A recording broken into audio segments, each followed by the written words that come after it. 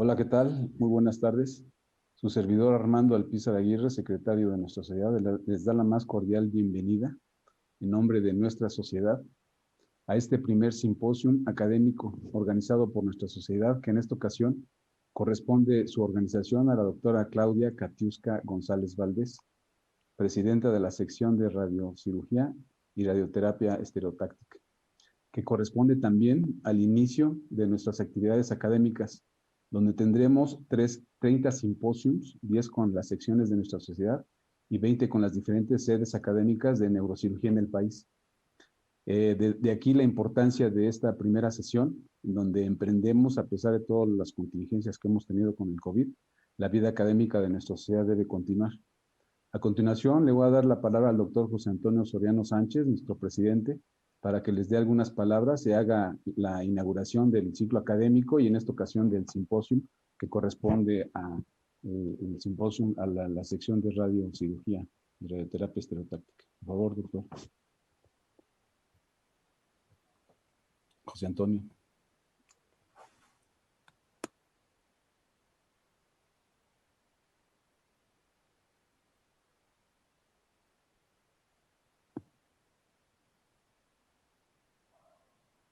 Bueno, parece que tiene un problemita aquí, desde técnico. ¿Me escuchas, Armando? Y ahora sí, ya te escuchamos. Perdón. Les decía, estamos viviendo todavía una situación muy difícil desde el punto de vista de salud pública y les ruego por favor que se cuiden.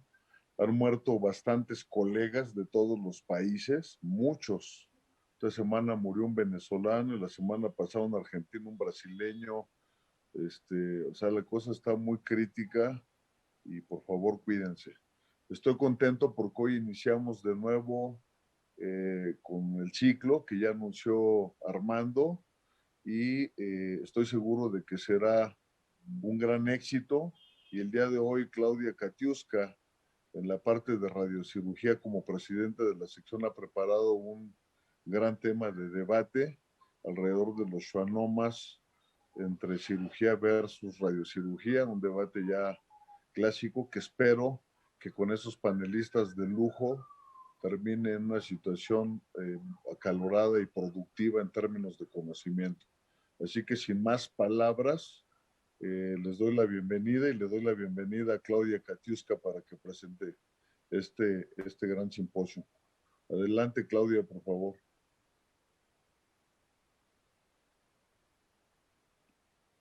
Muchas gracias, doctor Soriano.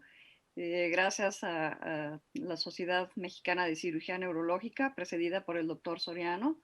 Pues comenzaremos el día de hoy con nuestro seminario de la sección de neuroradiocirugía y radioterapia estereotáctica, con la presentación del tema controvertido y siempre ha sido de mucha utilidad actualizarnos en este tema, así como es una patología con distintos manejos y eso es importante tenerlos en cuenta. ¿En qué momento realizar un procedimiento quirúrgico y un procedimiento de radiocirugía? Nuestro tema del día de hoy es actualidades en el manejo microquirúrgico y con radiocirugía de los schwannomas vestibulares. Y tenemos dos ponentes, brillantes ponentes, cada quien en su ámbito, el doctor Diego Méndez Rosito y el doctor Guillermo Axayácatl Gutiérrez Aceves. Ellos nos van a dar los aspectos tanto quirúrgicos y de radiocirugía.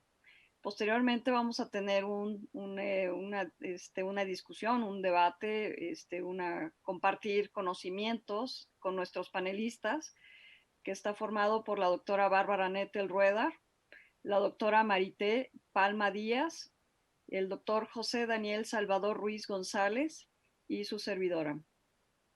Al final de las ponencias vamos a tener también toda la audiencia, todos los participantes van a poder hacernos llegar sus preguntas a través del chat de la misma sociedad, de esta misma plataforma, y con mucho gusto resolveremos todas las preguntas y las dudas que vayan teniendo. Obviamente nuestros ponentes son brillantes y nos van a dar una gran noche. Pues bienvenidos todos ustedes, a nombre también del doctor José Daniel Salvador Díaz Ruiz González. Les damos los dos la más cordial bienvenida a este seminario. Muchas gracias. Vamos a comenzar con el doctor Guillermo Axayácatl Gutiérrez. Él es médico adscrito al servicio de radioneurocirugía del Instituto Nacional de Neurología y Neurocirugía y nos va a presentar el tema de las actualidades en el manejo con radiocirugía de los schwannomas vestibulares. Muchas gracias, doctor Gutiérrez, y iniciamos con su presentación. Muy amable. Buenas noches a todos. Muchas gracias por la oportunidad. Primero al doctor Soriano, al doctor Alpizar y por supuesto a la doctora Katiuska González y al doctor Salvador Ruiz González. Me siento muy feliz de estar con ponentes tan importantes y panelistas brillantes y pues muy agradecido por iniciar este ciclo académico. Voy a empezar con mi presentación. Vamos a tocar la parte de radiocirugía primeramente. Entonces, debo decir que no tengo ningún conflicto de intereses. Estas son las áreas que voy a tocar, un poquito de generalidades y hablaré del manejo con observación y después haré un poco más de énfasis en la radiocirugía. Nada más para recordar que radiocirugía se considera una dosis única de radiación ionizante. Sin embargo, desde hace unos años, 13 años específicamente, casi 14, se acordó que 1 a 5 sesiones de dosis altas puede ser llamada radiocirugía. En esta charla utilizaré el término radiocirugía para referirme a dosis única y de 2 a 5 sesiones lo llamaré hipofraccionamiento, aunque ambas, desde el punto de vista estricto, puedan ser consideradas radiocirugía. Pues los schwannomas son una lesión que tiene varios sinónimos. El nombre correcto para llamarlo es schwannoma, porque pues procede de las células de Schwann, ¿no? Hubo que hacer un congreso y ponerse de acuerdo con el nombre y ese es el nombre correcto. Y el origen, como sabemos, pues es la zona de transición entre la mielina central y periférica, la zona de Obersteiner-Reitlich, y que tiene una incidencia anual de un caso por cada 100.000 en la población general. Es el 8% de los tumores nuevos en la práctica neuroquirúrgica. Lo más importante cuando vamos a tratar una enfermedad, pues es conocer su historia natural. Y tenemos que la tasa de crecimiento de estas lesiones va entre 0.4 y 2.9 milímetros por año. En promedio crece 1.4 milímetros por año, 1.2 milímetros por año. Los quísticos crecen un poco más rápido y es considerado un tumor grado 1 de la clasificación de la OMS. Hay muchas clasificaciones de acuerdo al tamaño que tienen. Estas son quizás las más utilizadas, sobre todo la CUS. Y en general, pues el crecimiento del schwannoma es del canal hacia afuera, hacia el ángulo pontocerebeloso. Esa es la forma en cómo crece.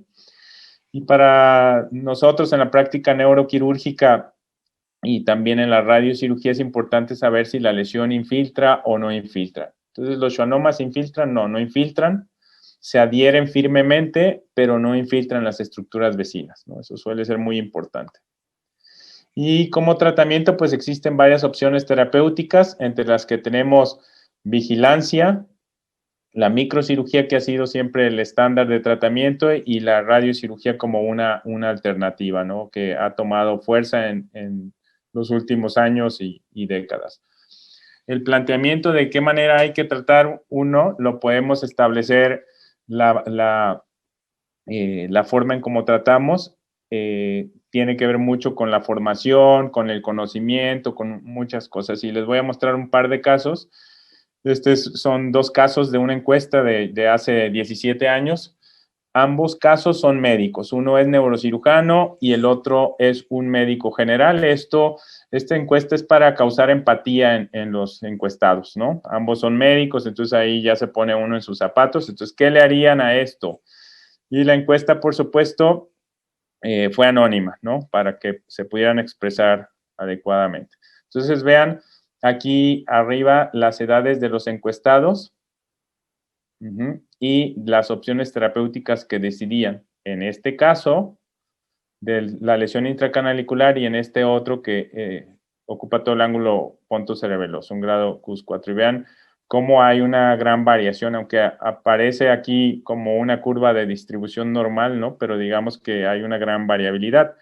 Y alguien puede decir, bueno, en el 2003 pues había a lo mejor pocos consensos. Pero miren esta es del 2016 en un país como Estados Unidos que tiene mucho más a la mano todas las opciones terapéuticas que en el país como el nuestro. Aquí podemos ver en la radiocirugía, la observación y la microcirugía y su distribución en distintas áreas geográficas, ¿no? Como se dice, en gusto se rompen géneros, ¿no? Entonces, el tratamiento pues son estas opciones terapéuticas. Y la pregunta que siempre salta al aire, ¿cuál es la mejor? ¿Cuándo y cuál? Los objetivos del tratamiento siempre son evitar volver a tratar, es decir, ser resolutivos, no dañar más de lo que el tumor está dañando, evitar complicaciones y que el paciente se reincorpore de inmediato a su vida cotidiana, a su entorno. Esos serían los objetivos generales del tratamiento. En lo que respecta a la observación, si sabemos la historia natural, pues no resulta ningún secreto saber que a largo plazo los pacientes van a tener crecimiento tumoral y existen ya algunas series en los que los observan y les están haciendo estudios de seguimiento. Por ejemplo, en esta del 2013, de 47 pacientes, vean, el 76% muestra crecimiento y también el 37% llega a tener disminución de la audición. Este es otro estudio. Después de 20 años de seguimiento, el 74% de los tumores aumentan su tamaño y el dejar un tumor a historia natural pues tiene riesgos, entre ellos sordera o disminución de la audición tanto progresiva como súbita, ¿no? En estos porcentajes que pueden ver. Este es otro estudio. Después de 4 años de seguimiento, la mayoría requiere algún tratamiento, como pueden ver aquí las referencias, ¿no?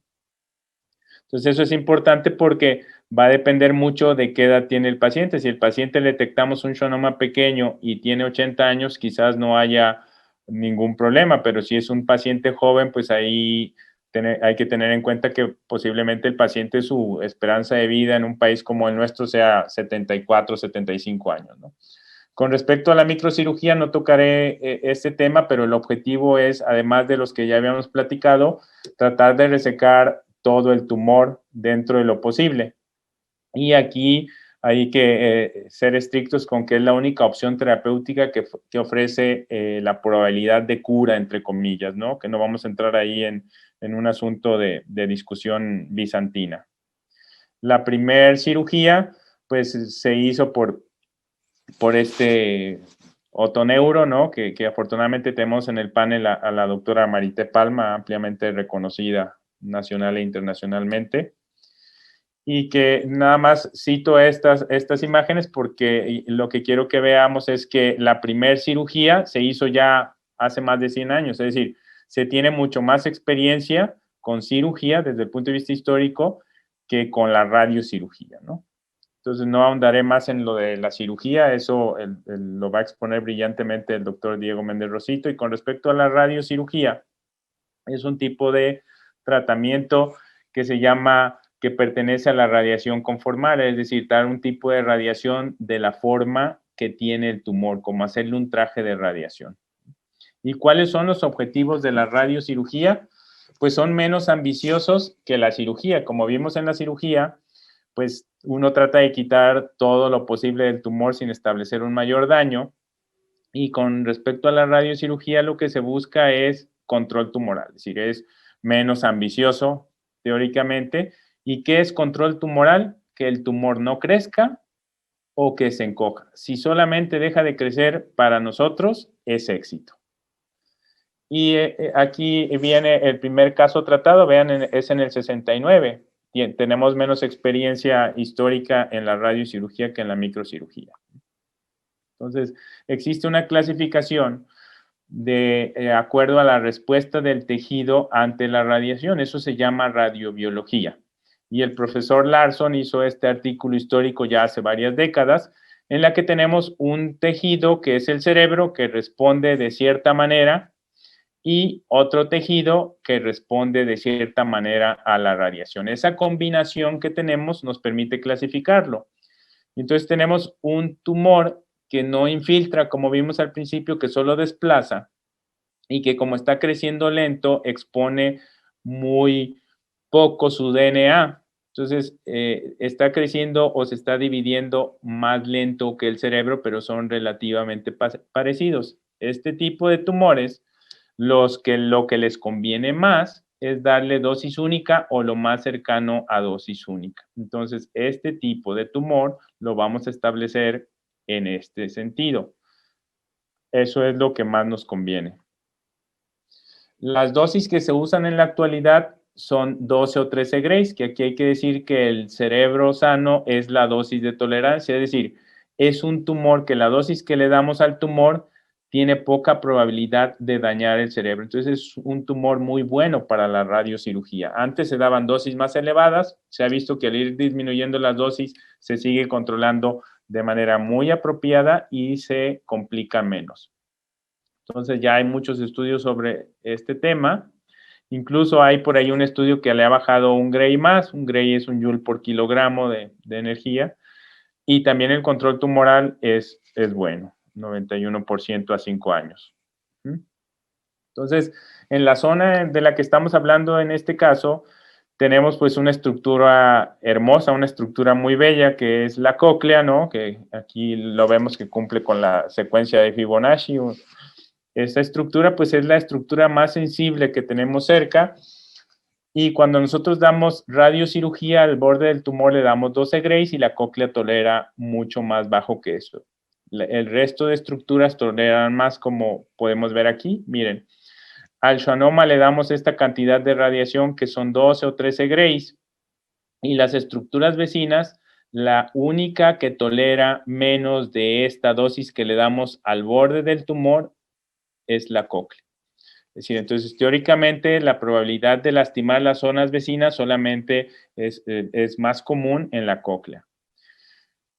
Pero sin embargo, se ha visto en fechas recientes que si uno divide la radiación en 3 o en 5 sesiones, lo que llamamos hipofraccionamiento, la cóclea se hace más resistente, tolera un poco más, y entonces eso es una ventaja desde el punto de vista radiobiológico para preservar la audición.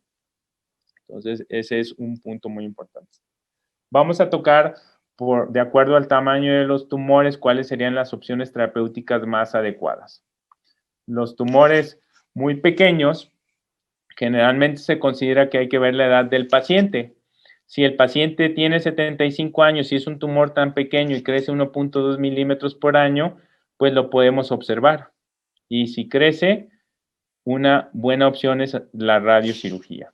Si tiene menos de 75 años y es un paciente joven, pues sabemos que su esperanza de vida es mucho más elevada, y con esa tasa de crecimiento, pues es más fácil tratar, o menos difícil o menos complejo tratar un tumor pequeño o mediano que un tumor muy grande. Entonces, anteriormente se consideraba la observación, y si crecía se ofrecían las dos opciones terapéuticas. Esta es una guía que tiene ya varios años, como vamos a ver. Se platicaba con el paciente de las dos opciones y se decidía en conjunto. Vean aquí, con respecto al control tumoral y la preservación de la audición en este tipo de tumores pequeños, si nosotros lo observamos, el control tumoral sigue en el 65% y la audición en el 71%. Sin embargo, con la radiocirugía se logra mayor control tumoral porque se limita el crecimiento, aunque ya exponemos a la cóclea radiación y disminuye la audición. Entonces, si el tumor es pequeño, hay que hacer una evaluación entre riesgo y beneficio, ¿no? Eso es muy importante. Entonces, las guías más recientes sobre este tema de las guías europeas, que hablan de los niveles de evidencia, son sumamente bajos, como casi todo en la neurocirugía, y en los intracanaliculares se puede considerar ambas opciones, no hay que platicar con el paciente. Pero ¿qué pasa con los tumores medianos, grado 2 y grado 3? Ahí, ¿cuál es el asunto? Esta guía que es anterior, como les comentaba, tumores de menos de 3 centímetros de diámetro, se exponían las dos opciones terapéuticas. Si se hacía cirugía y quedaba residual, se mandaba radiocirugía y el paciente podía decidir por la radiocirugía. Sin embargo, desde hace ya varios años, se comenzó a ver que la radiocirugía podía ser una muy buena estrategia porque daba menos lesión a nervios, daba menos neuropatía, una preservación auditiva muy elevada y un control tumoral muy elevado. Entonces ya ahí había como indicios de que podía ser una buena opción, muy buena opción, porque daba un control tumoral muy elevado y baja tasa de complicaciones. Y vean, en tumores menores de 2 centímetros, esta es un comparativo entre la microcirugía y la radiocirugía. Metaanálisis a más de 5 años de seguimiento, menos de 2 centímetros de diámetro da buen control tumoral y mejor preservación auditiva funcional con la radiocirugía. Justo lo que decíamos. Y entonces por ahí hace unos años, en el 2013, salió una publicación en la que se veía que en los menores de 3 centímetros era una mejor opción por la mismo. Daba un gran control tumoral y menos tasa de complicaciones faciales, trigeminales y de la audición. Esta guía del CNS de hace un par de años dice que las evidencias son bajas como para ser un estándar. Eso son opciones terapéuticas. Sabemos que los niveles de evidencia, desafortunadamente, en la neurocirugía llegan a ser grado 3, salvo excepciones como en el trauma, en esteroides y ese tipo de cosas que llegan a ser 1A, pero en otras no son tan altas como quisiéramos. Y entonces, esta guía europea, aunque son niveles bajos de evidencia, la tendencia es que en tumores pequeños con audición funcional, si buscamos control tumoral y preservar la audición, se prefiere la radiocirugía por sobre la microcirugía. ¿Qué pasa cuando radiamos a un paciente? Que esto es muy importante saber la evolución, porque de repente si no estamos como muy conocedores de esta área, nos podemos confundir un poco. Tenemos aquí un schwannoma, se irradia y luego hace necrosis central, puede hacer un aumento transitorio de su tamaño y después encogerse. Vean aquí otro, en el momento del tratamiento, cómo hace necrosis.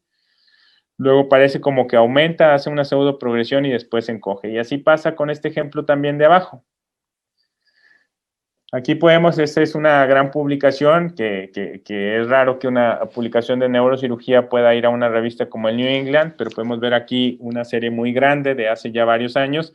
Vean, aquí tenemos todos los pacientes que irradian. A 1 o 2 años después de la irradiación, podemos ver que una poca cantidad se están encogiendo, la mayoría están estáticos, estables, sin crecimiento, y un poquito aumentan su tamaño. A los 3 o 4 años ya la mayoría se están encogiendo, como pueden ver aquí. Y solo son poquitos los que siguen aumentando de tamaño. Esa es la historia natural después de irradiar. Entonces podemos decir que los tumores pueden tener un aumento transitorio de su tamaño, como pueden ver aquí. Esto ocurre entre 6 y 12 meses posteriores a la irradiación y suele ser transitorio, salvo un 2%, 4%, dependiendo de la serie que hablemos. Aquí podemos ver los tumores se irradian, aumentan transitoriamente y luego se encogen. Y aquí tenemos un ejemplo de un paciente que se irradia, comienza a aumentar y sigue aumentando, ¿no? Que como les dije, está en el 2% de los casos, como pueden ver aquí. Y vean, este es un caso, solo son un par de casos, pero son casos que enseñan mucho. Este es un paciente irradiado que a los 3 años aumentó el tamaño mucho, ya se salía del rango de espera y entonces se le ofreció cirugía al paciente. El paciente no aceptó la cirugía porque no tenía ninguna alteración clínica y se decidió seguir y vean cómo se encogió después de muchos más años.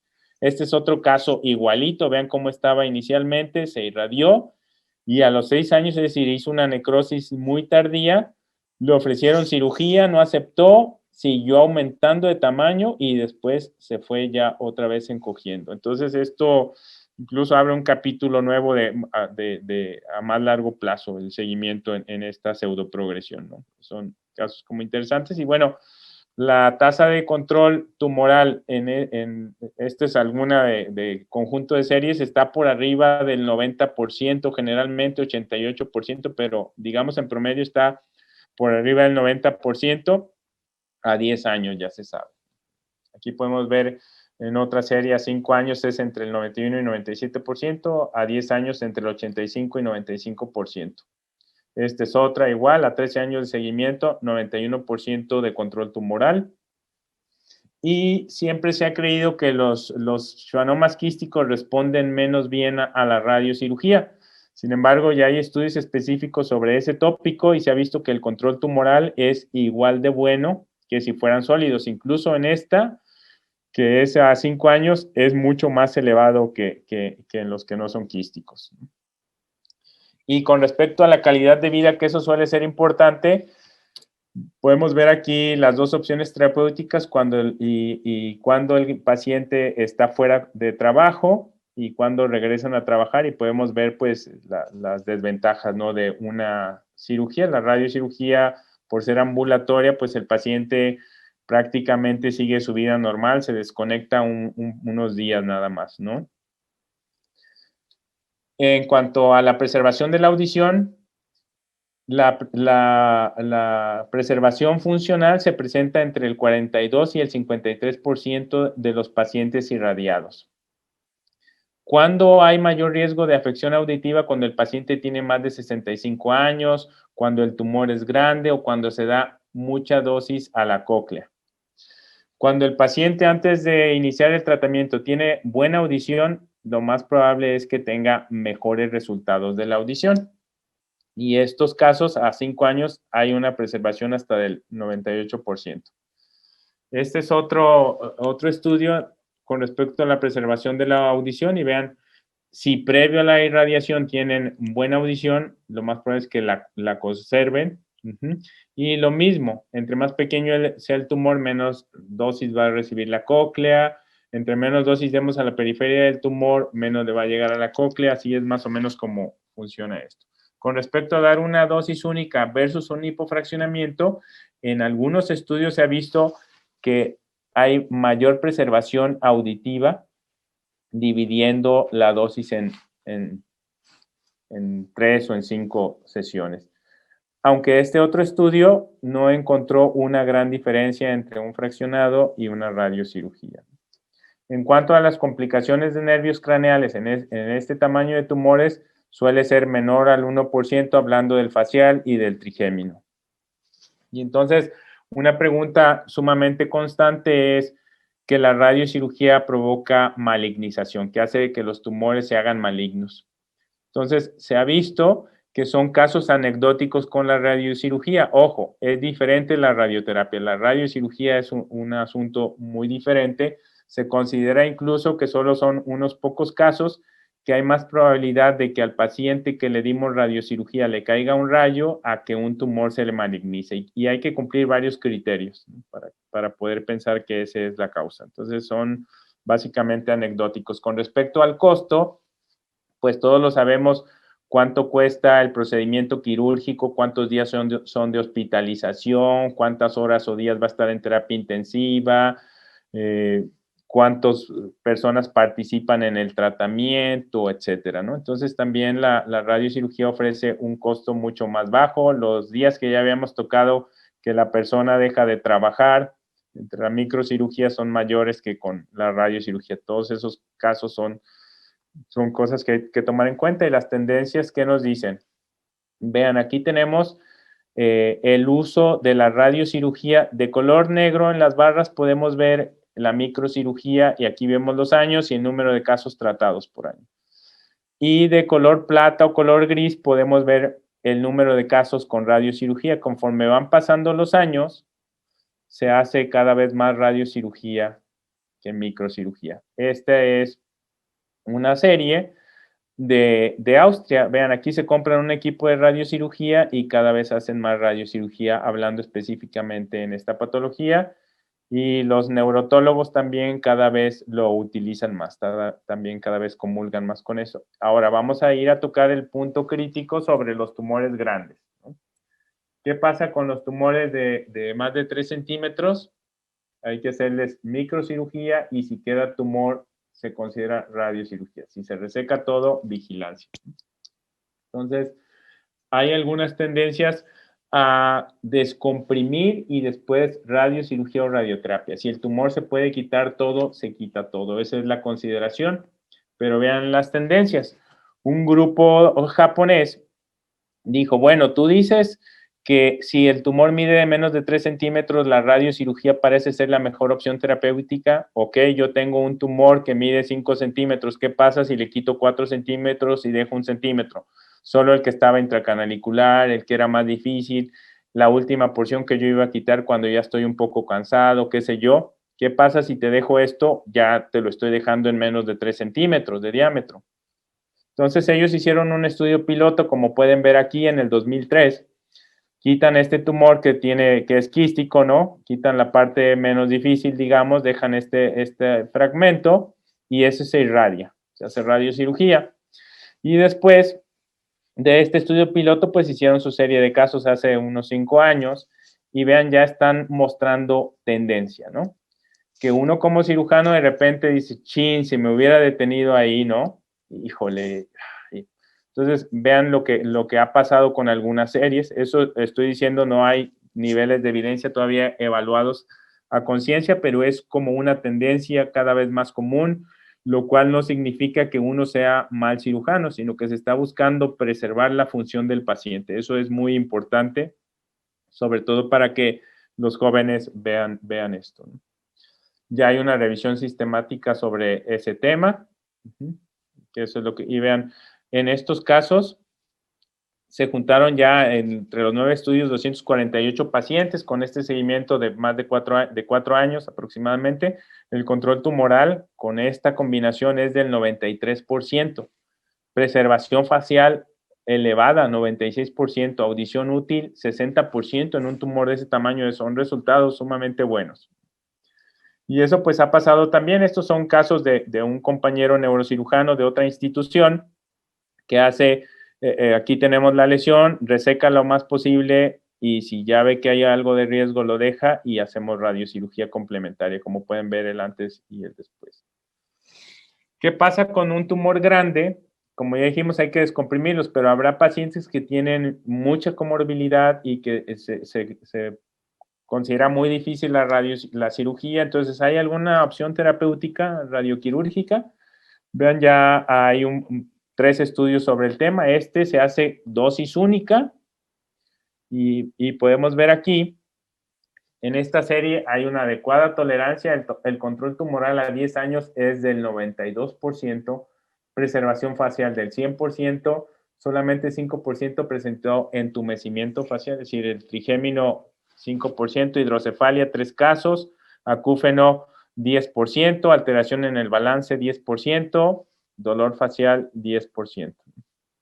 Esta es otra serie que acaba de salir la semana pasada, 170 casos. Aquí cabe hacer mención que es la serie de Pittsburgh, es la más grande y tienen casos desde el inicio de la radiocirugía, que son casos que recibían dosis más elevadas, ¿no? Pero tenemos que el control tumoral a 10 años es del 90%, audición útil en el 35%, neuropatía facial 4%, 15 casos llegaron a hidrocefalia, afección trigeminal en el 9%. Y este es otro, pero ya no es de dosis única, de hipofraccionamiento, que esa es una ventaja para las lesiones de tamaño grande. Entonces, el utilizar los hipofraccionamientos nos ayuda a poder incluir volúmenes más grandes como tratamiento y disminuir la tasa de complicaciones específicamente en la cóclea. Pues en nuestra casuística tenemos una tasa de control tumoral del 98% a 5 años, con preservación útil del 62.5%, lesión facial transitoria un caso, alteraciones sensitivas Faciales transitorias, 2 casos. Ojo, esto pues es a 5 años. Ejemplos de tratamiento, aquí lo tratamos y aquí vemos que tiene necrosis central, hace radionecrosis central el tumor y puede aumentar transitoriamente.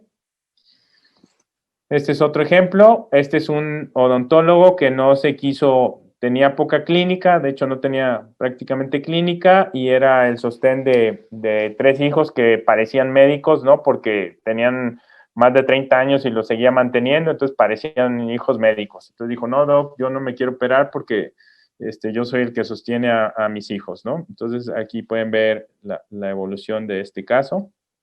Aquí tenemos otro caso, el antes y el después. Este es otro caso, el día del tratamiento, 1 año, 2 años. Y este es otro caso que se operó, como pueden ver aquí, pero hacía muchos trastornos del ritmo cardíaco, no fue posible resecarlo, el paciente se ponía mal durante el transquirúrgico, entonces hicimos un fraccionamiento en este caso y podemos ver al año, a los 2 años y a los 3 años, el mismo caso ahora en coronal, vean el tratamiento que era la mayor parte quístico al año, a los 2 años y a los 3 años. Pues entonces, en general, podemos concluir que la cirugía es la única técnica que puede ofrecer curación. La radiocirugía en tumores pequeños y medianos logra un excelente control tumoral y preservación funcional, incluidos los tumores quísticos. Y que las nuevas técnicas como hipofraccionamiento han demostrado una ventaja en cuanto a preservación de la función y permiten tratar también volúmenes grandes. Y si hubiera casos con tumores grandes en las que se contraindica la cirugía, la radiocirugía puede tener un papel también.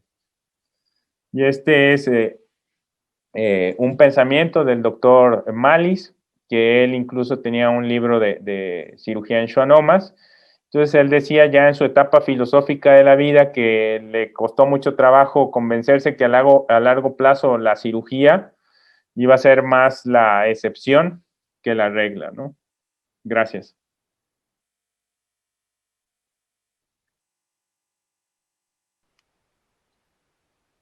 Excelente, doctor Guillermo. Muchísimas gracias por la presentación. Como siempre, son muy ilustrativas y enriquecedoras las ponencias del maestro Gutiérrez. Bien, vamos a continuar con el doctor Diego Méndez Rosito. Él es médico adscrito al servicio en el servicio de neurocirugía del Centro Médico Nacional 20 de noviembre del ISSSTE, y él es profesor titular del curso de base de cráneo. Agradezco al doctor Diego Méndez por su participación y él nos va a presentar los aspectos y manejo microquirúrgico de los schwannomas vestibulares. Muchas gracias, doctor Méndez. Adelante.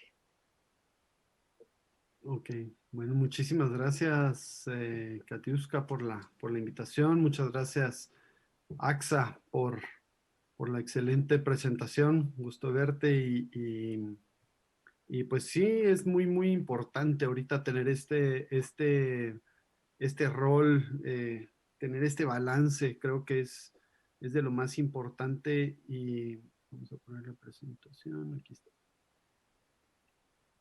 Creo que es de lo más importante. Así es. Gracias.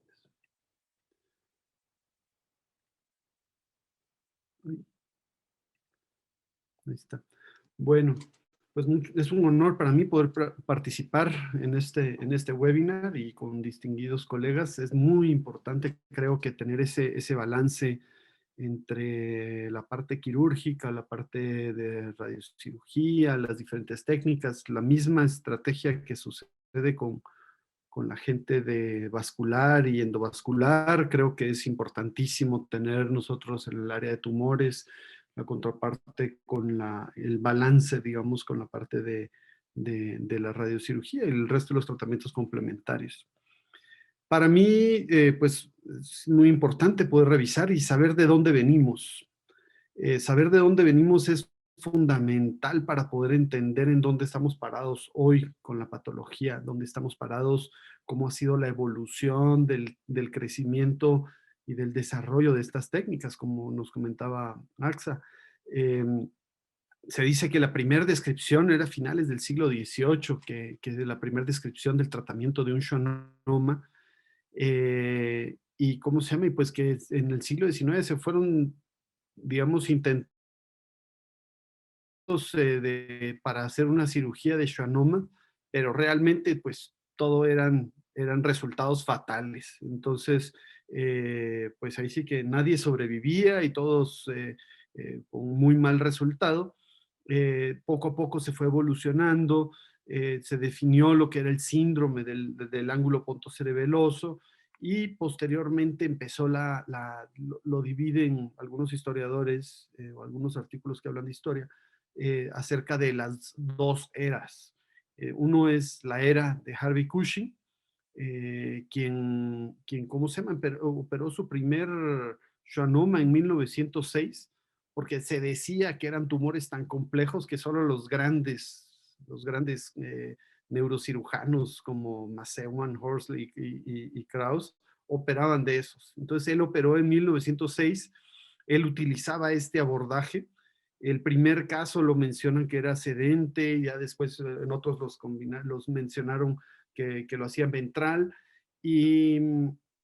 pero habían evidentemente había muchas complicaciones y los resultados eran, pues dejaban algunos digamos que dejó algunos resultados así que no eran óptimos, pero lo importante de todo esto es que al final de cuentas definió él una especialidad nueva. Él definió que era una especialidad nueva y era la neurocirugía, la cirugía que él hacía mucho de tumores, mucho de adenomas de hipófisis y así.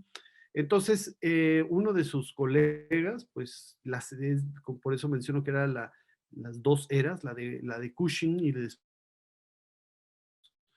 pero eso pues le tomó a él una curva de aprendizaje. Los primeros schwannomas, decía que los primeros schwannomas habían fallecido a las primeras 12 horas. Imagínense que sus primeros 5 schwannomas, 4 habían fallecido en horas. Entonces, pues le fue tomando una curva de aprendizaje para ir entendiendo hasta que fue reduciendo la mortalidad después de algunos años al 30%. Él modificó el abordaje quirúrgico y ya después, más adelante, ya con más experiencia y conocimiento de la patología, pues ya realmente pues ya era una mortalidad de 2.4%, o sea, bastante, bastante bajo. Y él empezó con el tema de la buscar, intentar la preservación del facial, el fresado del conducto auditivo interno, y él inició con esos indicios. Ay, perdón, porque no se ve aquí. Entonces, si vemos como una línea cronológica, desde 1904 ya se mencionaban algunos abordajes transpetrosos, pero evidentemente había muchas limitaciones. Había limitaciones de iluminación, de magnificación, de un motor para fresar. Entonces, se fue abandonando todo esto y el tema de la fístula del líquido cefalorraquídeo. Entonces, eso pues quedó en idea. Después las dos eras que les mencioné a principios del siglo XX, de Cushing y de Dandy, y posteriormente, ya al finales de la era de Dandy, Oliver Corona, pues se mencionaba de que en Suecia tenía muy buenos resultados y que tenía resultados similares a los de Dandy. Y él empezó a mencionar esto que mencionaba digamos, el doctor Axa acerca de una resección total versus una subtotal y buscando los buenos resultados. Él ya empezó con esos conceptos. Después se menciona que empezó una era de otoneurología, que el padre de la otoneurología, William House, empieza empieza con su abordaje suprapetroso infratemporal, y él empezó a hacer énfasis en la preservación del nervio facial. Él operaba al principio con otro neurocirujano y, ¿cómo se llama? Pues él hacía toda la parte de la preservación del facial y el neurocirujano el resto de la parte del tumor. Entonces ya él, fundando su House Institute, pues realmente fue un crecimiento muy importante en la otoneurología, y junto con su sobrino John House y el doctor Blackman, empezaron ya con las clasificaciones para la identificación de la parálisis facial, que es lo que hoy por hoy conocemos como la clasificación House-Blackman. Todos estos aportes, al final de cuentas, son aportes que combinaron el campo de la otoneurología junto con la neurocirugía. Hay ciertos personajes como el doctor Sami de Alemania, que realmente es un maestro para la cirugía de schwannomas, en donde estandarizó y protocolizó de alguna manera cómo era la cirugía del ángulo pontocerebeloso, y entonces dio grandes mejorías, y junto con uno de sus alumnos, Marcos Tataguiba, que estudiaron incluso de neurofibromatosis grado 2 y tienen una gran... Pues, y en Latinoamérica tenemos la presencia del doctor Guinto, que también tiene una gran experiencia y que a todos nos ha demostrado los avances en nuestro medio, que eso es muy importante. Haciendo esta plática, pues a mí me surgieron muchas preguntas acerca, digamos, de lo que platicaba AXA, acerca del manejo conservador, acerca de cuál es la mejor, qué es lo mejor que le puedo ofrecer a mi paciente, cómo puedo dar el mejor resultado. Y uno ve la literatura y sí, veo el estudio de Pollock que mencionó el doctor Axa, totalmente de acuerdo en que pues sí, la radiocirugía es un gran resultado, pero como dice en el artículo de Pollock, pues también depende en dónde, digamos, si todos, eso es un protocolo estandarizado, y ahora la cirugía muchas veces no está dedicada específicamente a una persona de diferentes especialidades dentro de la neurocirugía operan estos casos. Y entonces me di la tarea de buscar y a ver cuántos centros de Gamma Knife hay en Estados Unidos, por ejemplo. Solo por Gamma Knife lo tomé solo por un solo concepto de radiocirugía. Entonces, pero vean esto, es impresionante. Hay más de 400 en todas las ciudades, hay 1, 2, 3, 4, 5, y entonces en Nueva York, en Los Ángeles, en Phoenix, en Florida, en todos lados hay tratamiento de gamma, todos lados. No en todos lados hay, por lo general, gente que se dedique a operar un suficiente número de schwannomas para tener un resultado comparable. Entonces yo me pongo a ver, y por ejemplo, veo y digo, los casos referidos al Centro Médico Nacional 20 de noviembre, esto es un aproximado, porque estamos todavía haciendo unos ajustes en nuestra base de datos, pero estamos hablando que los schwannomas corresponden a un 7%.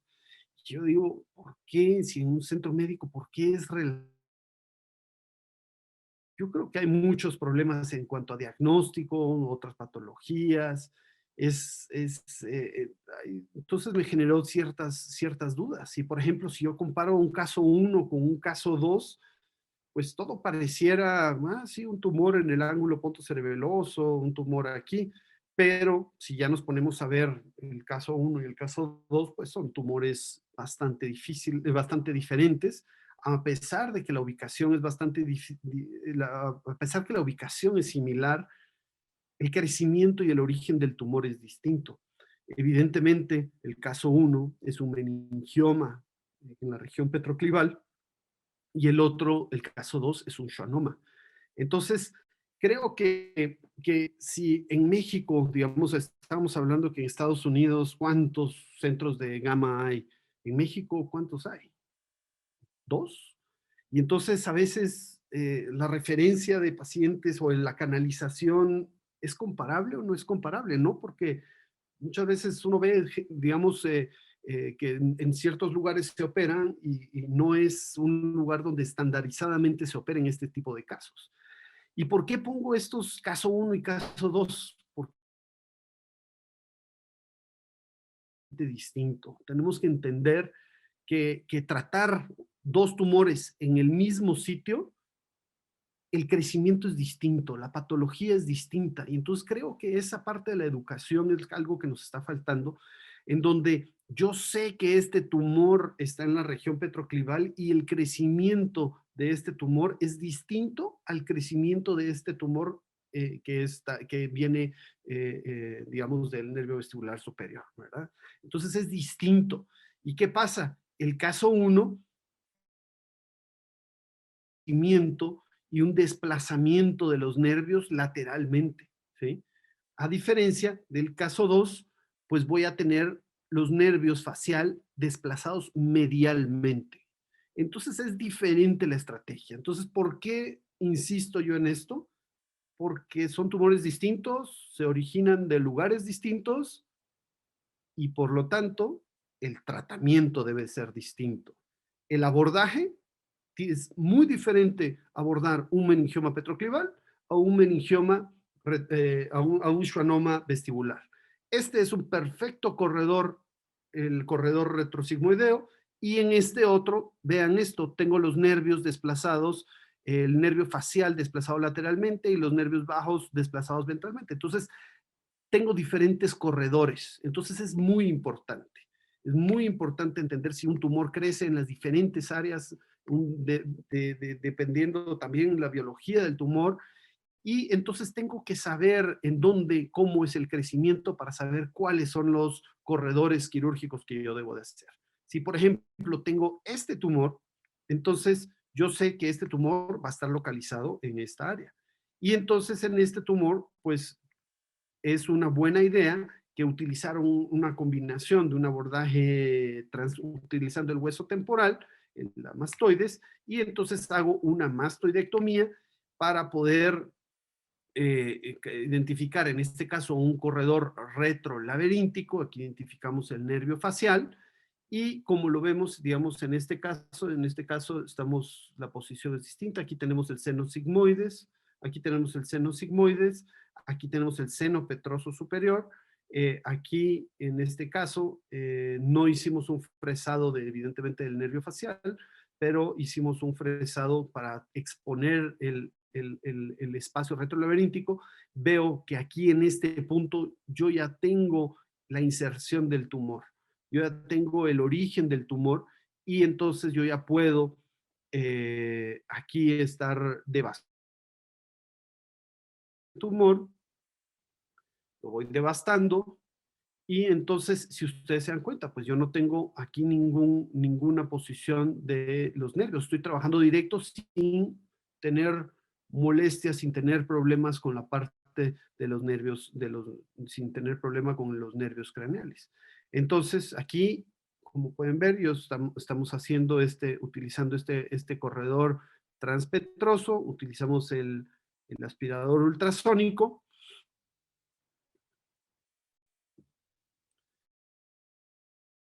Y ya empezamos a ver empezamos a ver ya el tejido sano, abrimos lo que es el tentorio y vean la parte que se va hacia el cavum de Meckel. Aquí tenemos el tentorio y en esta imagen es muy importante porque nos dice la importancia que es de abrir el tentorio en estos abordajes. Entonces ya una vez que lo tenemos así, ya vamos a liberar por completo. Tenemos el borde libre del tentorio y una vez que vemos el borde libre, vemos el cuarto nervio craneal ahí, que vemos aquí el cuarto nervio craneal, y vean el color del tumor. Ya es un tumor totalmente devascularizado. Es cierto, aquí estamos hablando de otra patología. Creo que es importante poder a veces diferenciar, y aquí usamos un flap para reconstruir el área.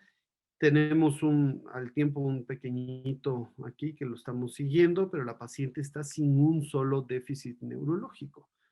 Ahora, si vemos este otro, es diferente. En este utilizamos este otro corredor. Hacemos un abordaje retrosigmoideo. A nosotros nos gusta exponer por completos el seno sigmoides para poder ponerle unos puntitos de retracción y cerita para hueso para poder entrar aquí sobre este corredor quirúrgico, que es un corredor quirúrgico que me va a dar directo a la exposición. Pero recordemos que en los schwannomas tenemos desplazados medialmente los nervios.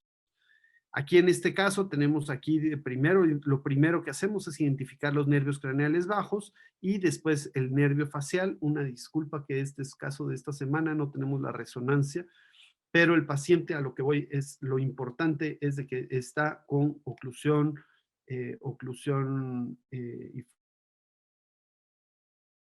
entonces este es como lo hacemos. En este caso, por ejemplo, es un tumor que también es pequeño, que podría evaluarse por radiocirugía. Nosotros lo que hacemos en estos casos, hacemos una incisión en C. Perdón.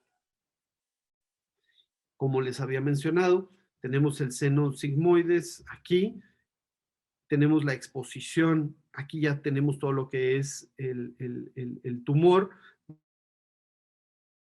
del conducto auditivo, la línea de Tübingen, entonces exponemos nosotros aquí y hacemos un fresado del conducto auditivo interno, y una vez que nosotros identificamos ahí, empezamos a ver el conducto auditivo interno, empezamos a abrir, a resecar el tumor que se encuentra dentro del conducto, y ahí, como pueden ver en la profundidad, tenemos la exposición del nervio facial. Esta exposición nos va a permitir dar un plano para entonces ya nosotros poder continuar con el aspirador ultrasónico y continuar con la resección del tumor, siempre siguiendo y cuidando ese nervio facial, que ya lo identificamos por allá. Me voy a ir adelantando por cuestiones de tiempo. Y aquí entonces ya tenemos la exposición completa del nervio. Vemos aquí, todo este es el trayecto del nervio. Este es el sexto nervio craneal, y al final de cuentas ponemos un fragmentito de músculo aquí para poder resecar, para poder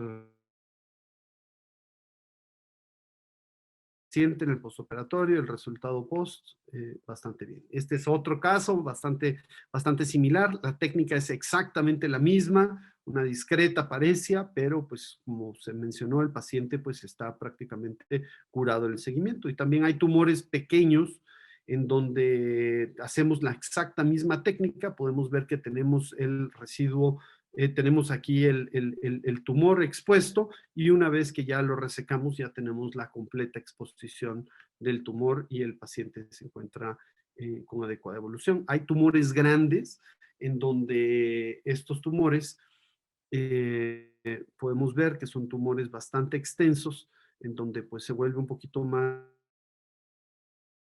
es exactamente el mismo. Lo hacemos en posición sedente. En este era una reoperación, entonces por eso se ve así. Me voy a ir adelantando un poquito.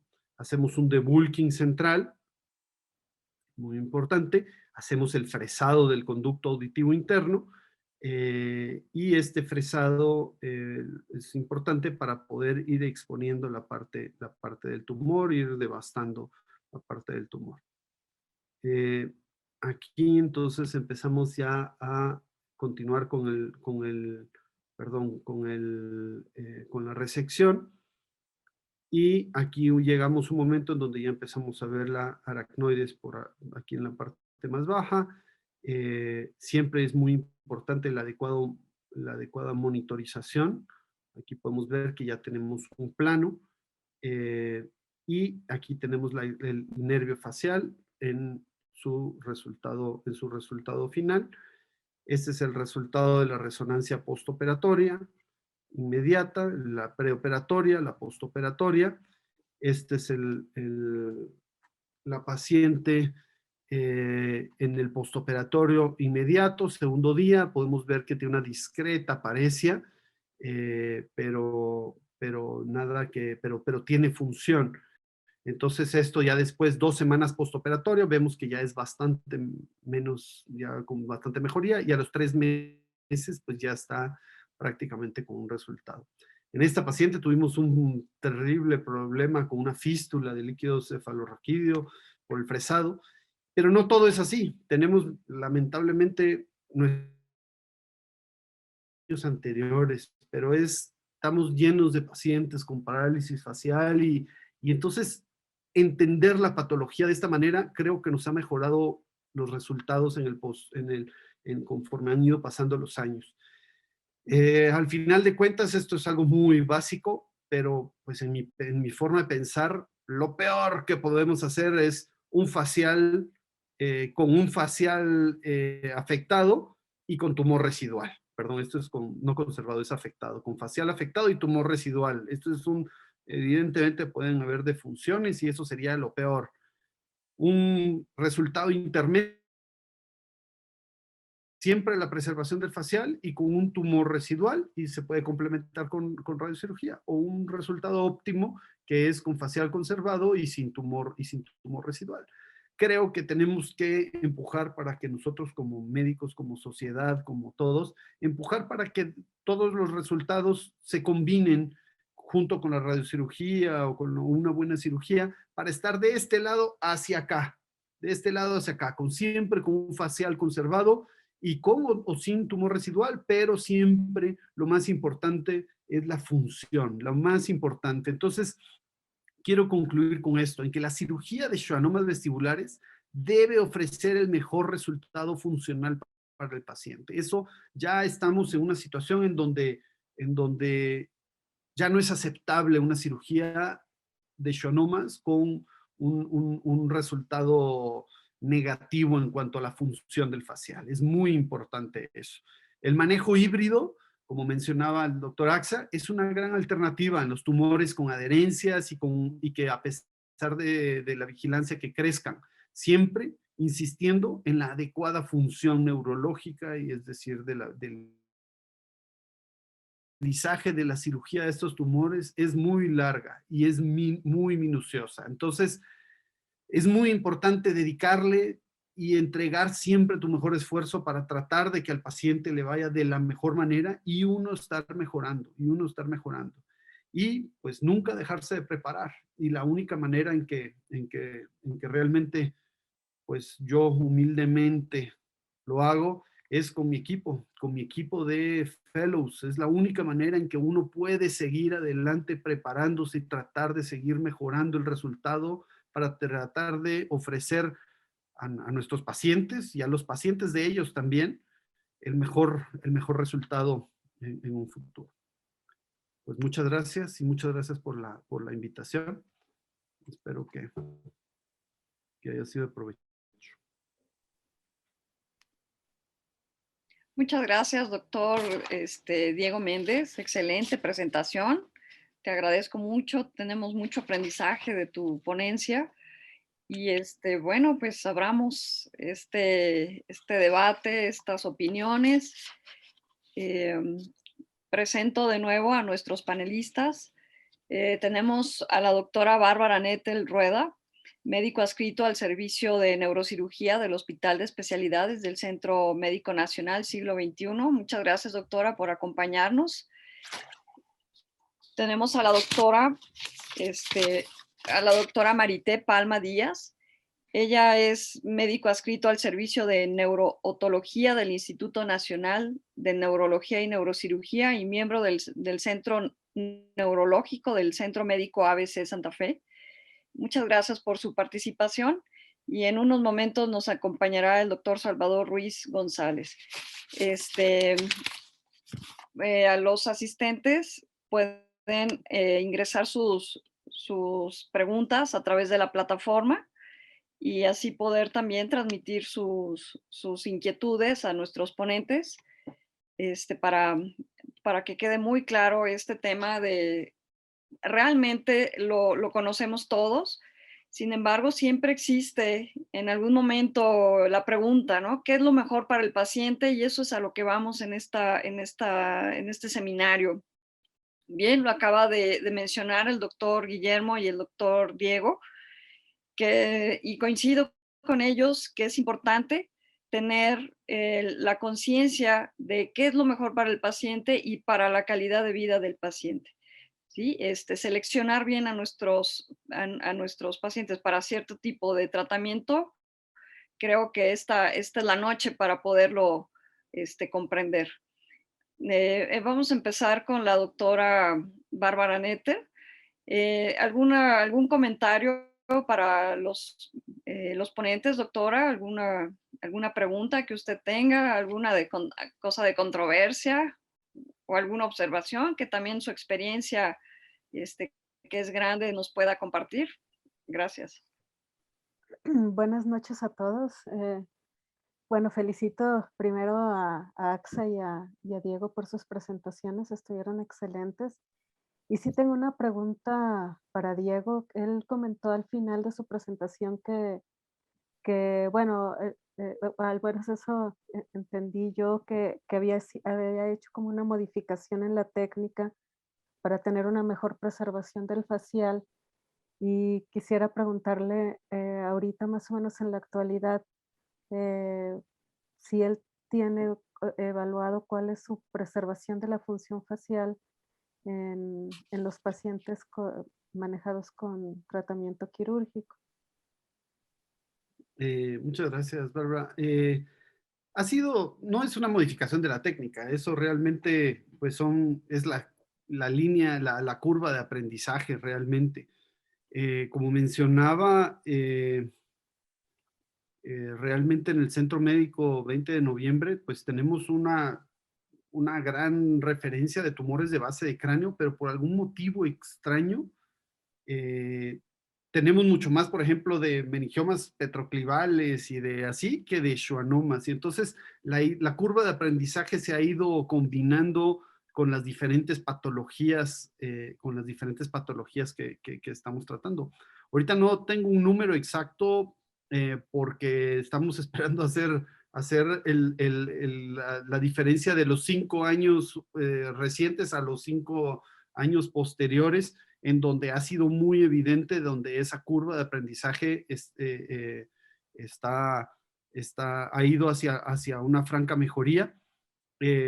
Otras cosas muy importantes que hemos aprendido de nuestros maestros, como mencionaba el doctor Guinto, siempre la preservación digamos, de la vasculatura del nervio y tener digamos, esa madurez, digamos, como para tener ese balance de que si hay un fragmento que está firmemente adherido, pues no empersinarse a quitarlo, sino mejor se lo mando a AXA, a Katiuska, ahí para que ellos lo valoren y uno tratar de hacer la mejor descompresión posible, digamos, no la descompresión, sino la mejor limpieza posible del nervio, pero sin afectar su función, ¿verdad? Entonces, pues estamos en ese proceso. Bárbara, no tengo un número, te mentiría si yo te dijera 80%, pues no. Esta es la realidad, que estamos en esa curva de aprendizaje entendiendo la patología. Muy bien. Sí, muchas gracias, Diego, por tu respuesta. Bien, Bueno, doctora Marité, ¿algún comentario que quiera realizar? Y yo creo que en esto, en este sentido de la cirugía, ¿no? Más que variaciones en la técnica, creo que es importante considerar los tipos de abordaje para preservación del facial, ¿no? Entonces, el utilizar cuando esté indicado los abordajes transpetrosos también hacen, pues, no tener, o sea, tener visibles el trayecto de los nervios y evitar también que se puedan dañar, ¿no? Entonces, creo que también eso ha modificado, por lo menos lo que también llegamos a ver mucho en el instituto, en los pacientes que eran operados antes sin utilizar estos abordajes, que en muchos sí se podría preservar más la función del facial. Entonces, considerar también esas opciones en el tratamiento quirúrgico. Okay. ¿Algún comentario acerca de la preservación auditiva que, que nos pudiera realizar, comentar, doctor Diego? Fíjate que la gran mayoría de los casos, la gran mayoría pues llegan, por lo menos en nuestras instituciones, llegan ya con anacusia o ya bastante afectado. Entonces no, digo, nuestra filosofía es, sí estoy consciente de que la función auditiva es parte de la calidad de vida, pero sí estamos como mucho más enfocados en la preservación del nervio facial que de ¿verdad? Ese sí va a ser un resultado que va a ser mejor la audición con el tema de la radiocirugía, ¿verdad? Ok, perfecto. Muchas gracias.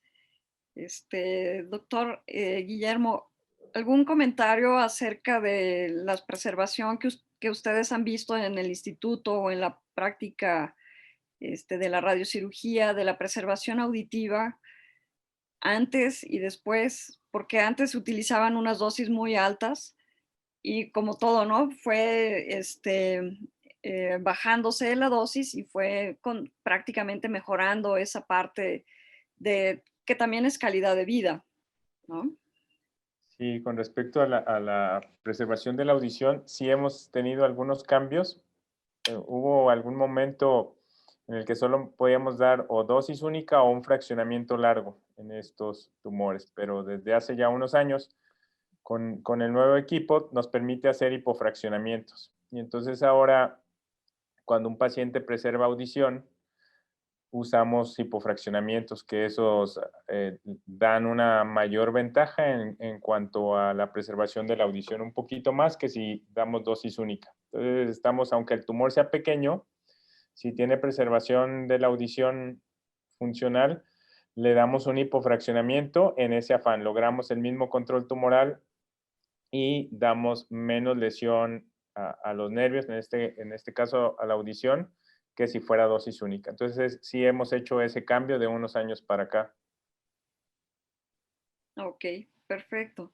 Y bueno, a manera de conocimiento para todos, toda la audiencia, porque también hay médicos residentes, este, ¿cómo considerarías, doctor Axa, cuándo dirías tú que ha fallado el tratamiento de radiocirugía? Bueno, aquí hay un problema, incluso con las imágenes que les mostré del doctor Jean Regis de Francia, de esos dos casos que no se quisieron operar.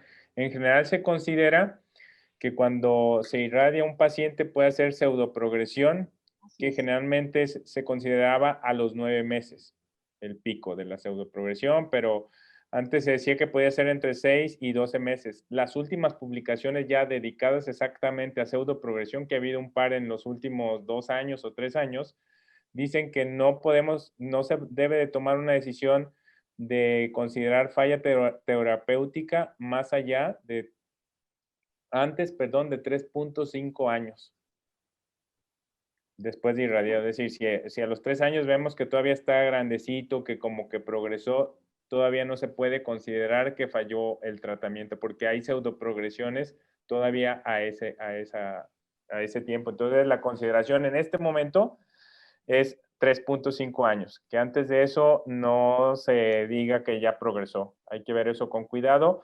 Los casos que les puse son anecdóticos, son extremos los de que eran 7 años y más, ¿no? Esos solo son anecdóticos, no es tan pertinente hacer tantos casos, pero sí lo dejan a uno pensando, ¿no? Como los cisnes negros, lo altamente improbable impacta más. Pero en este caso, digamos, estrictamente la respuesta son 3.5 años.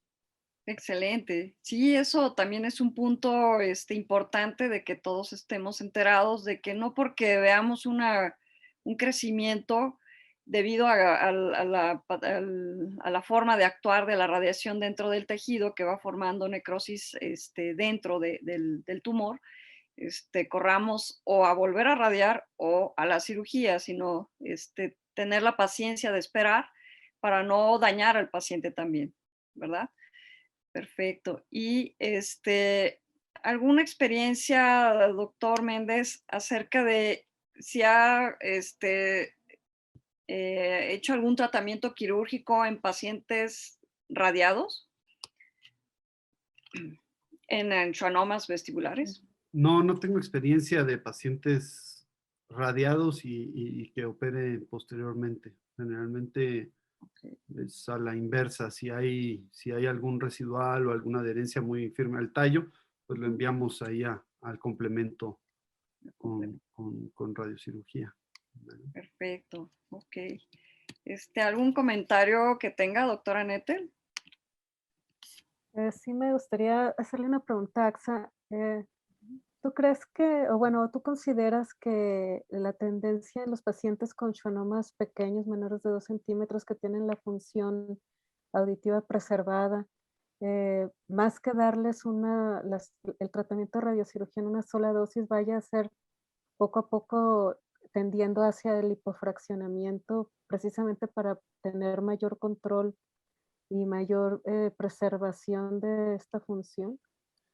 Sí, parece ser, gracias por la pregunta, doctora. Sí, parece ser que esa es la tendencia en la actualidad. Nosotros ya la adoptamos porque cuando nosotros, la ventaja de fraccionar una lesión es que permitimos que la estructura vecina, en este caso la cóclea o el facial, etcétera, tenga cierta recuperación.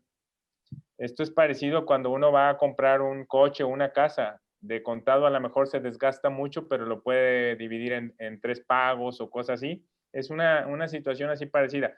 Damos tiempo a que el nervio se recupere, entonces al otro día ya el nervio está listo para recibir la dosis. Entonces, sí es la tendencia y se ha adoptado así. Antes, el hipofraccionar era más bien un asunto como para lesiones grandes, pero ahora incluso en tumores pequeños, nosotros eso es lo que utilizamos como parteaguas.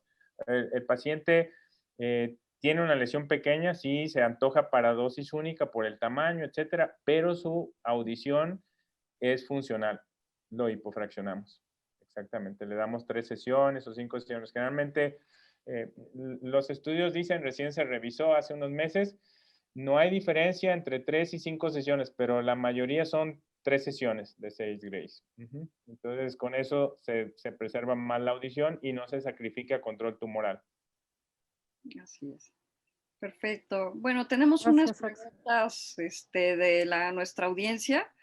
El doctor Gerardo Guinton felicita a los ponentes y a los panelistas y tiene una pregunta para el doctor Gutiérrez. Si bien la radiocirugía respeta la audición en un inicio, ¿se ha visto en algunas referencias recientes que después de algunos años también se pierde?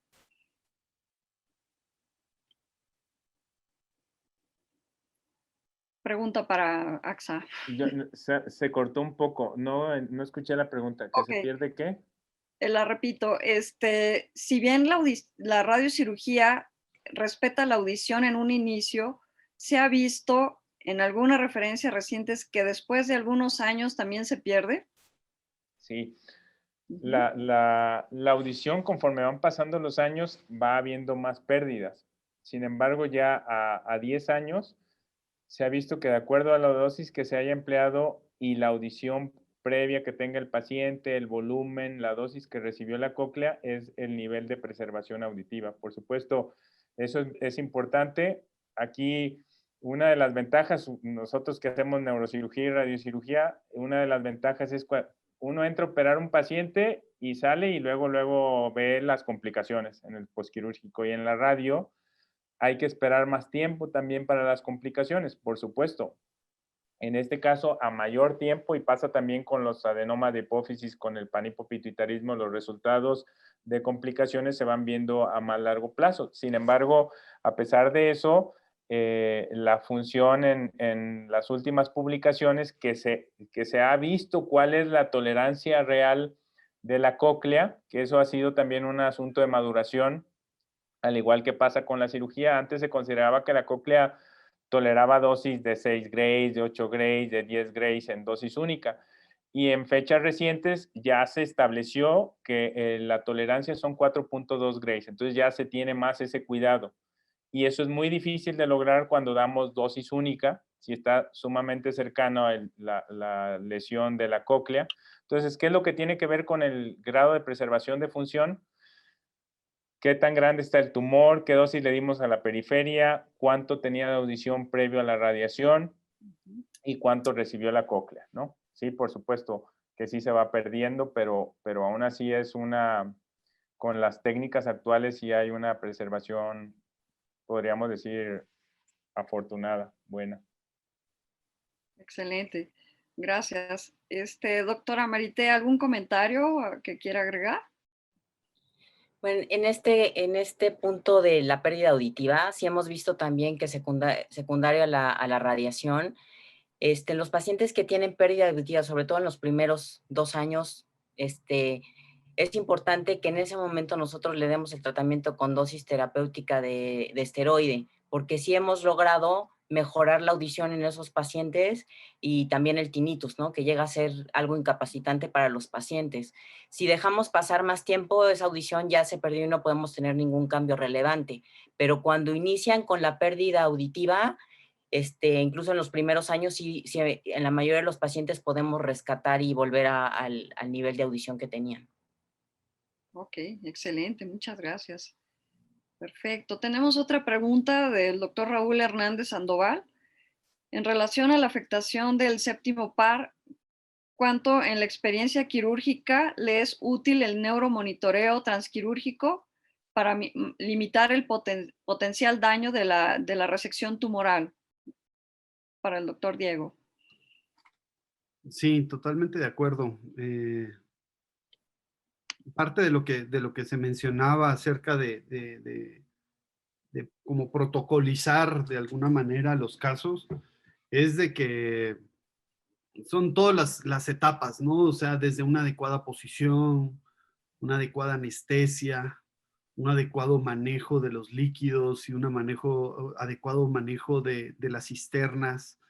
Todas esas son etapas que son fundamentales y más en tumores que son grandes y complejos. A mí por lo menos, digamos, no lo mencioné, pero me gusta poner transoperatoriamente una ventriculostomía, por ejemplo, hacia el atrio ventricular.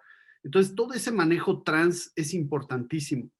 Y definitivamente el manejo del neuromonitoreo, un adecuado manejo de un aspirador ultrasónico, todo es muy, muy, muy importante y que son cosas que hoy tenemos que de alguna manera presionar en que todos los casos se deben de operar así, todos, todos, todos. No importa si es institucional, no importa si es afuera, no importa cómo sea, siempre hay que exigir de alguna manera a la institución o a nuestro sistema de que podamos tener esas herramientas para poderle ofrecer el mejor resultado a nuestro paciente.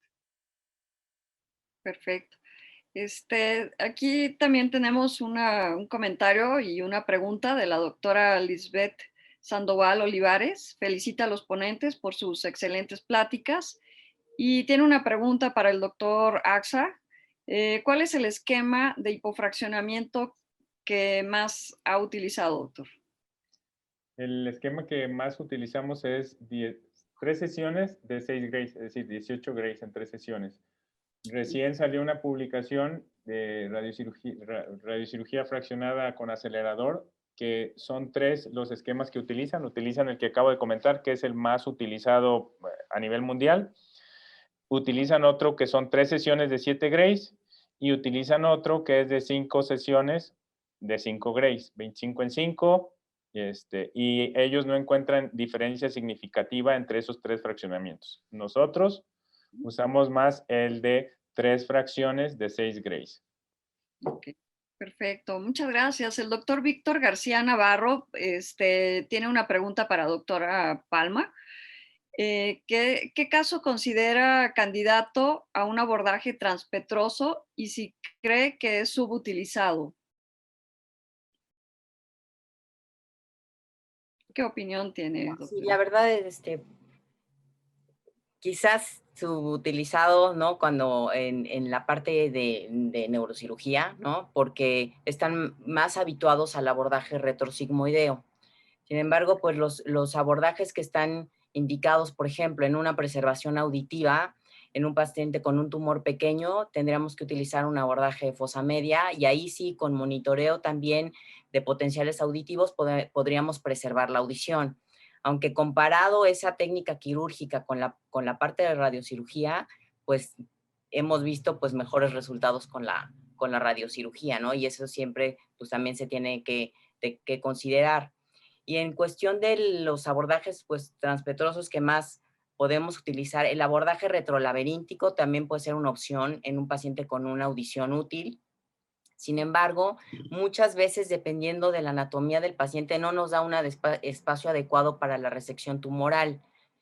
Pero en los pacientes que ya tenemos una audición no útil, aunque sigan teniendo audición, pero esa audición no les alcance a discriminar adecuadamente el lenguaje, son pacientes que se consideran no útiles y el abordaje ideal sería el abordaje translaberíntico.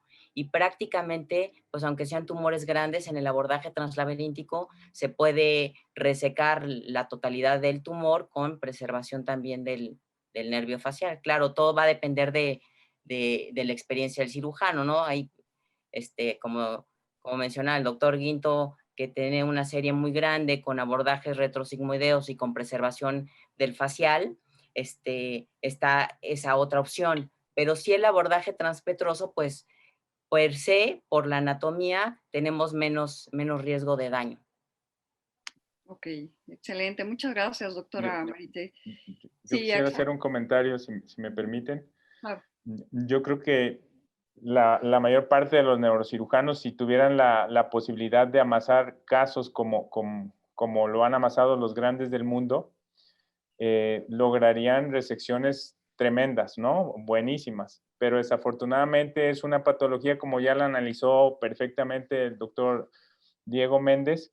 No hay muchos centros que amasen tantos casos, es el 8% de los tumores. Y entonces, si aparte se divide entre todos los neurocirujanos del servicio, es como muy difícil lograr una curva. Si nosotros nos vamos a la máxima autoridad hoy por hoy, que es el doctor Sami, sus primeros 1000 casos publicados en el 97, después de haber operado 800, ya los quitaba todos, fueran chiquitos, fueran grandes, y preservaba más todo. Pero si uno lo extrapola a nuestro medio, pocos casos o pocas neurocirujanos desafortunadamente tienen esa fortuna. El doctor Diego tiene ya amasados grandes casos, tiene una casuística muy buena, pero no ocurre así en otros lugares. Por supuesto, el doctor Guinto, el doctor Gómez Amador, todo mundo que está en centros sumamente grandes logra eso. Desafortunadamente, en otros lugares no se tiene todo lo que dijo el doctor Diego. Primero, no tienes todos esos casos para tener la curva de aprendizaje, que tiene una mayor pendiente en la cirugía que en la radiocirugía. Depende completamente del cirujano. Entonces, es una pendiente más elevada en la cirugía. Luego no se tiene en algunos lugares el aspirador ultrasónico, a veces no se puede tener neuroanestesiólogo, no se tiene esto, no se tiene lo otro, no hay monitoreo. Es decir, eso vuelve como complejo el asunto. Y al final del día es muy bonito ver aquí las cosas, ¿no? Y decir, se tiene que hacer esto, se tiene que hacer lo otro, es lo ideal, pero uno debe de tomar la decisión en su centro. La decisión te toma, te llega, ahí está el paciente, y desafortunadamente es así. Ojalá y pudiéramos, como le dijo el doctor Diego, establecer centros de referencia, y estoy seguro que las series serían incluso mejores que los grandes neurocirujanos del mundo, pero desafortunadamente pues estamos divididos, ¿no?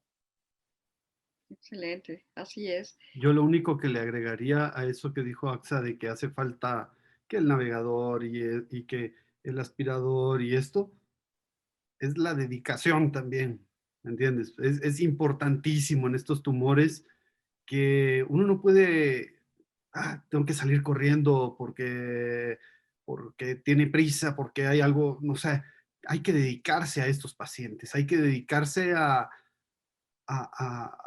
paciente que estás operando, y como no son tantos tampoco, cada vez a tratar de hacerlo mejor, ¿me entiendes? Entonces es una cosa donde hay que estarle, y creo que es una enseñanza también para nuestros residentes, los que manejamos residentes y fellows, en donde es muy importante la adecuada dedicación, los adecuados instrumentos, las adecuadas herramientas para tener los mejores resultados y poderlo complementar, digamos, por ejemplo, en el caso con radiocirugía, cuando se tenga un adecuado criterio. Creo que ese balance es lo que hay veces que en algunas, digo, que hace falta a veces tener en estas como temas educativos, ¿no? Entonces, tener ese balance para ofrecer el mejor resultado para los pacientes. Correcto, ese balance creo yo que es muy importante, y también la radiocirugía, quizá nuestro maestro AXA nos lo hace ver muy bien, muy fácil, pero realmente también tiene su dedicación, tiene sus súper detalles para no afectar al paciente. Tenemos estructuras muy importantes colindando con cualquier tipo de schwannoma, chico, mediano o grande, hipofraccionamiento, lo que sea. Tenemos que ser muy cuidadosos en ver bien las isodosis que están llegando al tallo cerebral, a la cóclea, al vestíbulo, porque de eso depende también el pronóstico de los pacientes. Ese balance creo que se ha logrado extraordinariamente en esta sesión y quisiera preguntarle al doctor Soriano si quiere darnos algunas palabras. Pues básicamente felicitar a Guillermo y a Diego por la tremenda exposición. Los conceptos que han mostrado son muy avanzados, la verdad. Yo ayer vi todavía al doctor Almetti decir que hay que quitar el tumor a como dé lugar y pelearse con Borba en otro sentido, y lo que hoy Diego presenta es la meta. Y invitar a todos los miembros de la sociedad a tomar conciencia de lo que en esta última parte han comentado. Yo creo tener la humildad, yo le llamaría humildad, de entender que cada cosa requiere de ciertas competencias, de cierta tecnología, de cierto momento, de curvas de aprendizaje, y eso es lo que es difícil. Entonces sales con las manitas calientes y de inmediato crees que puedes abordar un schwannoma gigante en Culiacán o en Santinguindín, y entonces esa parte es la que nos hace falta moderar un poco, tal vez a través de un comité de bioética que sensibilice a las personas de que a veces haciendo menos tienes un mejor efecto en la población, ¿no? No dañar. Y eso es complicado, créanme lo que uno no lo cree, pero es complicado. Entonces, los felicito. A mí me quedaron muy claros los conceptos que han emitido y creo que las conferencias que hoy han dado, sin lugar a dudas, son de clase mundial. Así que gracias, Diego, gracias, Guillermo. Y Claudia, gracias por tu gran organización. Doctora Marité, Bárbara, a todos los organizadores, Armando, si alguien se me pasó, disculpas, pero creo que la Sociedad Mexicana de Neurocirugía hoy por hoy pregona una neurocirugía de clase mundial. Así que muchas gracias por su soporte. Y le cedo la palabra a Armando Alpizar, por favor. Bueno, antes que nada quiero felicitar a Claudia Katiuska y su panel de expertos por el alto grado académico y en muchos aspectos que emitieron y los conceptos tan claros que dejaron de una patología que aún sigue siendo pues, un reto para el neurocirujano. Siempre que aparece una nueva tecnología, en muchas ocasiones tiende a tenerse un sobreuso. Sin embargo, con el paso del tiempo empieza a caer a su nivel real y una nueva tecnología con el gold estándar más bien se complementan. Entonces yo pienso que más que decir microcirugía contra radiocirugía, pues es parte del mismo tratamiento, nada más ver cuál es la indicación de cada uno de ellos. Esa es por una parte, muchas felicidades. Y la otra, quería aprovechar el momento para invitarlos ya el próximo viernes, no sé si ya tengan alguna otra cosa que hablar de la sesión, una invitación para la próxima sesión ordinaria del viernes que viene, donde vamos a tener 2 sedes hospitalarias presentando también ya su experiencia, el Hospital Central Sur de Alta Especialidad a cargo del doctor Ulises García Ruiz y el Centro Médico Nacional 20 de noviembre del ISSSTE a cargo del doctor Antonio Zárate Méndez. Están todos cordialmente invitados la próxima semana, el viernes 7, el viernes 29 de febrero a las 7 de la noche. Gracias. Me gustaría también agregar que por alguna razón, y eso los invito a ustedes porque ustedes son jefes de servicio o por lo menos de módulos de servicio, hoy tenemos 40 asistentes de una sociedad tan grande como la nuestra y es una pena para mí ver que prácticamente no hay residentes. Entonces, yo creo que sería importante sensibilizar a nuestra comunidad neuroquirúrgica de los diferentes lugares para coronar el esfuerzo que acá hacen los que vienen a exponer y para lograr la meta de una mejor neurocirugía en México. Entonces, básicamente con eso termino mi comentario y me despido de ustedes. Gracias, Diego. Gracias, Guillermo. Muchas gracias. Gracias a nuestros ponentes, al doctor Axa, al doctor Diego, a nuestros panelistas brillantes también. Muchísimas gracias, doctora Netter, doctora Marité. Les agradezco su participación y su disposición para acompañarnos en este seminario, que es el primero de esta serie de jornadas académicas de la sociedad. Y pues muchas gracias de nuevo por su participación y excelencia. De verdad, mil gracias. Muchas gracias por la Gracias. invitación a todos. Muchas gracias, buenas noches. Buenas noches, que estén muy bien. Gracias. Muchas gracias, Katy, por la invitación. A ustedes, gracias, que estén bien. Bye.